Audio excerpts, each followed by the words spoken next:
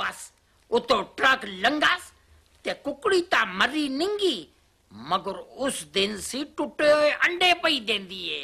4 ज़ुबानों में ड्रामों में काम करने वाले सलाहुद्दीन ने 1968 में कराची से ड्रामा फरेब से अपने कैरियर का आगाज़ किया और बाद में पेशावर आकर 1977 से अब तक 2500 से ज़्यादा ड्रामों में अपने फ़न का मुज़ाहरा कर चुके हैं और साबिका सदर मुशर्रफ ने इनको सदारती अवार्ड से भी नवाजा। 2500 से ज़्यादा ड्रामों में काम कर चुका हूँ और 40 बरस हो गए हैं मुझे ये फ़न अदाकारी में।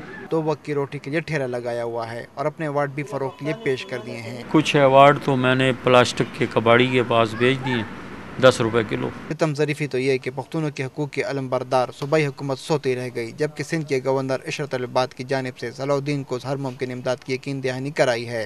इशरत अल इबाद के गवर्नर हाउस से सेक्शन अफसर ने मुझे लेटर एक भेजा है कि आपकी दरख्वास्त मिली है, वो हमने आगे भेज दी है। हुकूमत फ़नकारों की फलाह बहबूद के लिए दावे तो बहुत करती है, मगर सदारती अवार्ड हासिल करने वाले मारूफ अदाकार सलाहुद्दीन अपने इलाज के लिए इन अवार्ड्स को भी फ़रोग़ करने के लिए मजबूर नज़र आ रहे हैं। कैमरामैन आफ्ताब अहमद के साथ फखरुद्दीन सैयद, डॉन न्यूज़, पेशावर।